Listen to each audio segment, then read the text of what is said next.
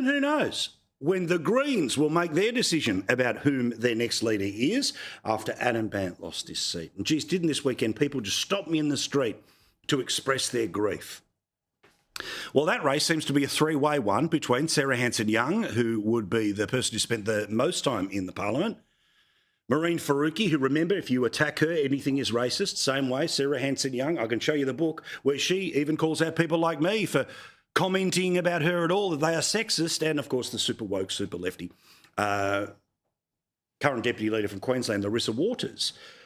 Now, I'd love to be able to tell you what any of these people had to say about their pitch, or if any of these people are actually confirming that they are running to be the leader of the party.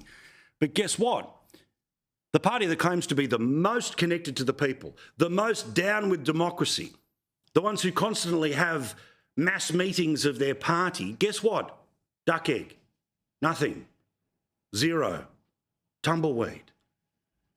It's all playing out behind closed doors. Remember that next time they lecture any other political party about how they work.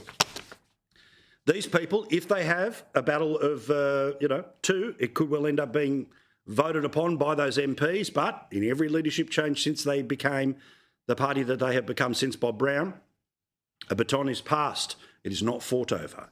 Watch this space. On Friday, the Prime Minister walked in front of a massive party room. Why? Because there's more than 90 people in there now as MPs for the Labor Party. I'll save you the victory moments. You can watch that on almost every other version of the media right now. But as you know, two ministers were dropped from current ministries. One, the Attorney-General, that being Mark Dreyfus, and the Industry and Science Minister, Ed Husic.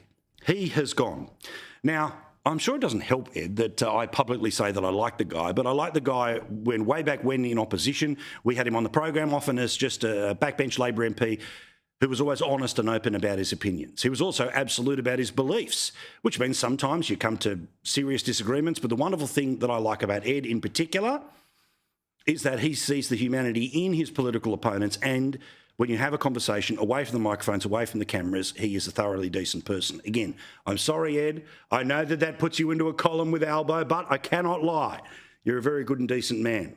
Now, Mark Dreyfus has, of course, been Attorney-General for some period of time. I'm not a fan of how he is publicly. I recognise he's had a very difficult private life after his wife passed away in the past 12 months. So not good, on top of all of that, to be moved on in terms of your political career. Both remain Labor MPs, but they will not be ministers. Well, today, Ed Husic decided to do what very few Labor people do when the machine rolls over them. He didn't go quietly into the night. He had already been booked for an interview on the Insiders program with David Spears this morning over on the ABC. This was before he was dumped as a minister. But rather than pulling out of that appearance, he held on to that appearance, which meant he was able to speak his mind. And it will ruffle feathers. It may cost him future career progression. But this is a guy who's never going to go down without a fight and will always be looking you in the eye when the fight is on.